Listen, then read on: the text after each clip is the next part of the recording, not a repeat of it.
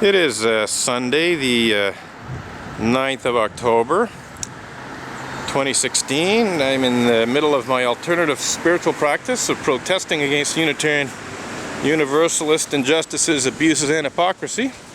And I'm about to video this fellow here erase a chalk slogan that says Unitarians cover up child sex abuse. So in erasing the slogan that says Unitarians cover up child sex abuse, he is himself covering up child sex abuse committed by Unitarian Universalists. So well done, sir. You are totally 100% complicit in Unitarian Universalist cover-up of such despicable crimes as pedophilia and rape committed by certain Unitarian Universalist ministers. On the right here we have the husband of the minister, David Rowlett. Oh yes, they're patting themselves on the back for that good deed of hiding child sex abuse and the Unitarian Universalist cover up. Oh, they're even laughing. Yeah, that's a good one. Yeah, haha. It's so funny, you know. So they looks like they didn't have their ceremony. Last few times I came here, they had this ceremony and sort of welcomed people in. I guess they didn't do it this time, or if they did, it was a very brief one while this guy was erasing my chalk slogan. So he's going in, church service starting. I think I'm going to rewrite my slogans just for the heck of it. So, you know, here's clear evidence of Unitarian Universalists covering up the cover-up. So, you know, they just try to hide the problem instead of dealing responsibly with the sexual abuse of children and the subsequent cover-up and denial of sexual abuse of children. They just cover up the cover-up. They just make it impossible for people to read my slogans, which are 100% truthful. I mean, anyone who looks into whether or not Unitarian Universalists, you know, have attempted to cover up child sex abuse will discover that, well, oh gee, yeah, they actually have done that, and to some extent they may well still be doing it. So these slogans say something about Unitarian Universalist sex abuse and Unitarian Universalist cover-up and denial thereof, and they're hiding it. I would like to just, you know, point out that okay, I lost my train of thought here a little bit. The cover-up itself, you know, is it's obviously not necessarily as bad as the actual pedophilia and rape and sex abuse of children and so on and so forth, but it's clearly unethical and immoral, and in the case of making false blasphemous libel accusations against me, it's actually borderline criminal, because to bring a false accusation of a crime against a person, you know, formally, you know, if the Unitarian Universalist Association went to the SPVM police and said, we want you to arrest Robin Edgar on the charge of blasphemous libel for making unfounded and vicious allegations to the effect that ministers of the association engage in such despicable crimes as pedophilia and rape, well, that would be a false declaration to the police, because my blog posts about Unitarian Universalist pedophiles and rapists are by no means unfounded. I blogged about people who were charged, tried, and convicted of pedophilia and rape. So this is what's known as public mischief. And I should add, it's by no means the first and only, I mean, it's not going to happen because I just totally blew them out of the water. I made it very, very clear to the lawyer that, forgive me for being blunt and rude, but he was full of shit. You know, I basically made it clear to the lawyer that his chances of having me prosecuted for blasphemous libel were pretty well zero. And one of the points I wanted to come to is, Unitarian Universalists outright lying about sexual abuse of children. As part of my efforts to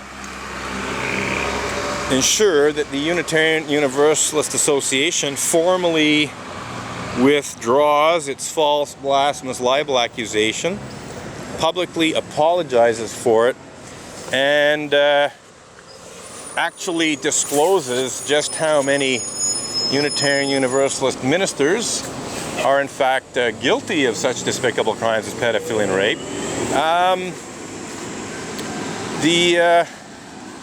I had communications with UUA moderator Jim Key. Before that, I had communications with Jeannie Corder and the previous incarnation of the Board of Trustees of the UUA. Nothing came of that. They just ignored everything. But it looked like Jim Key might actually be prepared to do something about it. And so I had some email communications with him in 2013. And I had one telephone conversation with him in 2013, early September of 2013. I had about an hour and a half long phone call with Jim, if I'm not mistaken. Maybe it wasn't quite that long, but it was darn close to an hour and a half now that I think about it. Anyway, so several emails sent to Jim Key, and one phone conversation. And in the emails, in the phone conversation, I made it very, very clear to Jim that there were in fact cases of pedophilia and rape committed by Unitarian Universalist ministers, and not just the ones I blogged about, but additional cases that I hadn't got around to blogging about. So he knew the truth. He knew that, well, in fact, yes, some Unitarian Universalist ministers have been charged, tried, and convicted of sexual abuse of children, and other Unitarian Universalist ministers, or at least one minister, has been charged, tried, and convicted of the rape of teenage Tibetan refugees. So he knew this. He knew that there was no question that certain Unitarian Universalist ministers most certainly do engage in such despicable crimes as pedophilia and rape. And a few of them have been charged, tried, and convicted of such despicable crimes. For everyone who's charged, tried, and convicted of such despicable crimes, you can be pretty sure that others got away with it scot-free, and others, may have had complaints brought against them at the level of the church, but were never actually prosecuted, because the church would do as much as it could to dissuade that, from happening. So Jim Key knew without a shadow of a doubt that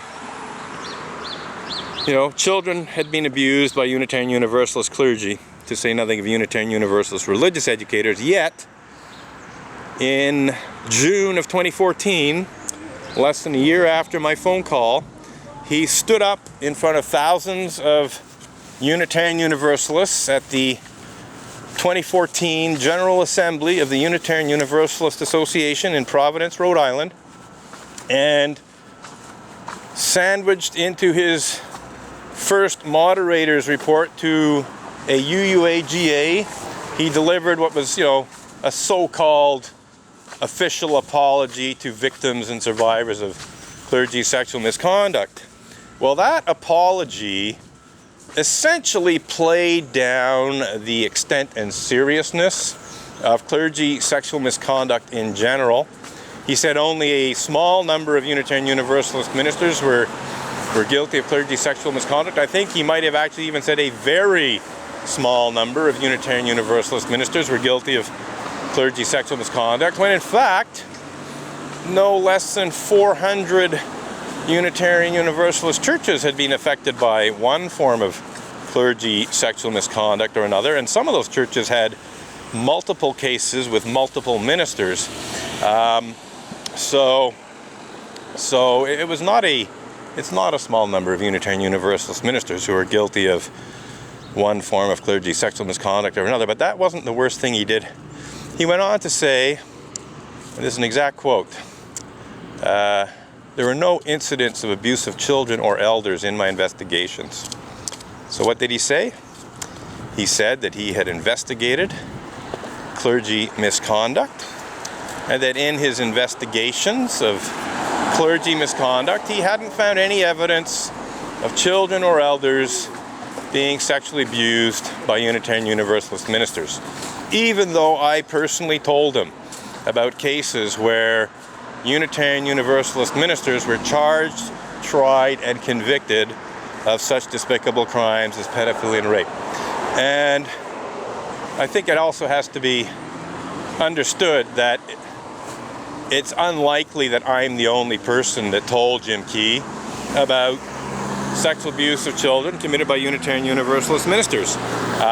It's not impossible. I suppose, other people in the know about Unitarian Universalist clergy sexual misconduct, did not tell Jim Key about the sexual abuse of children. I'd be very, very surprised if that's the case, but it's not impossible.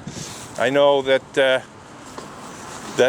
some Unitarian Universalists are very, very embarrassed about the sexual abuse of children. They'll talk about, Unitarian Universalist ministers having affairs with their congregants' wives and so on. They'll talk about that. They'll talk about Unitarian Universalist ministers making unwanted sexual advances and so on. But when it comes to the sexual abuse of children, well, that's where they shut up and keep quiet.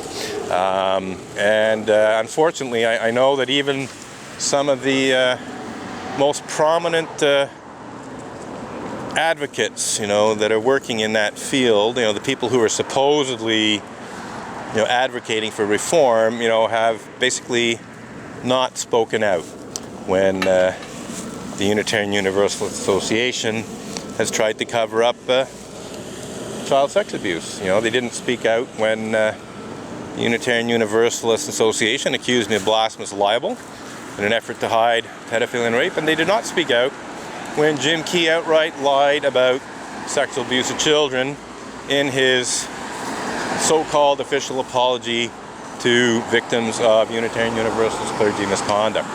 So really pretty sad when you think about it that even people who are very much in the know about clergy sexual misconduct will keep those kind of secrets. They'll just shut up and keep quiet.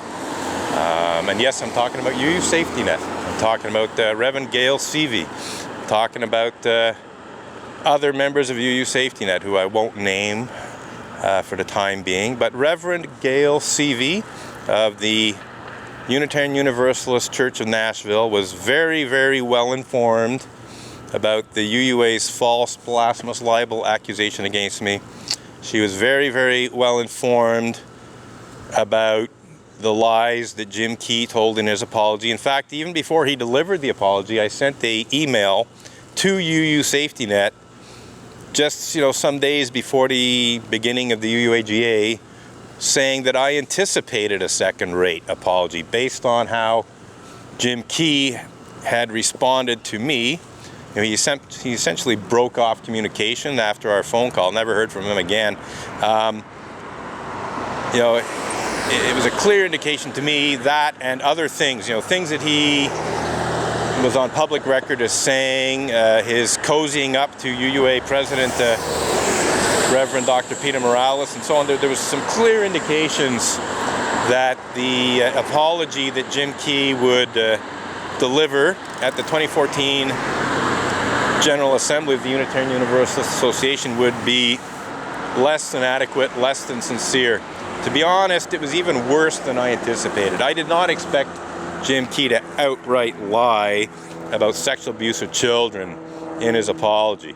That was not something that I thought that he would do. I thought he might simply avoid mentioning it. I thought he might just brush that aspect aside and not make any mention of it at all. But I did not expect him to stand up in front of thousands of Unitarian Universalists and say, there were no incidents of abuse of children or elders in my investigations.